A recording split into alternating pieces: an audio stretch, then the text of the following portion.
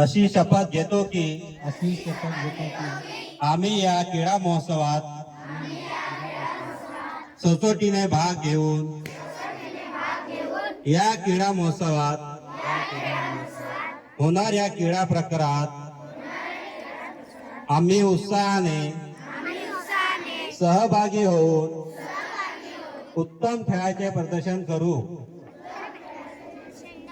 क्रीडा महोत्सवी स्पर्धाच्या सर्व नियमांच्या